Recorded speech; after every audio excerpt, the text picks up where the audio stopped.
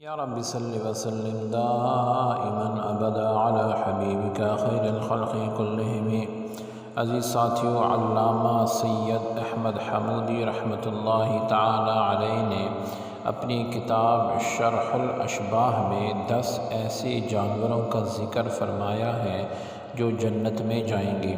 سب سے پہلا ہے ناقہ محمد صلی اللہ علیہ وسلم، یعنی آپ صلی اللہ علیہ وسلم کی اونٹنی، جس کو آپ علیہ السلام سے بہت پیار تھا۔ دوسرا ہے ناقہ صالح علیہ السلام، یعنی صالح علیہ السلام کی اونٹنی۔ تیسرا ہے عجل ابراہیم علیہ السلام، یعنی ابراہیم علیہ السلام کا بچڑا۔ چوتھا ہے کبش اسماعیل علیہ السلام، وہ جانور جو اسماعیل علیہ السلام کی جگہ ذبح ہوا۔ پانچواں ہے بقرہ موسیٰ علیہ السلام، موسیٰ علیہ السلام کی گائے۔ چھٹا ہے حوت یونس علیہ السلام، یعنی حضرت یونس علیہ السلام کی مچھلی۔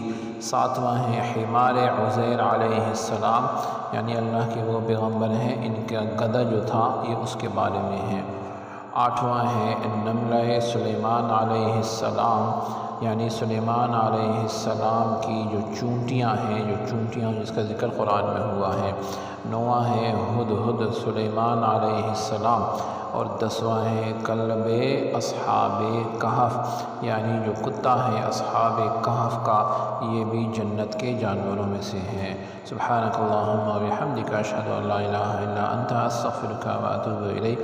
سبحان ربک رب العزة عما یصفون، وسلام علی المرسلین، والحمد للہ رب العالمین۔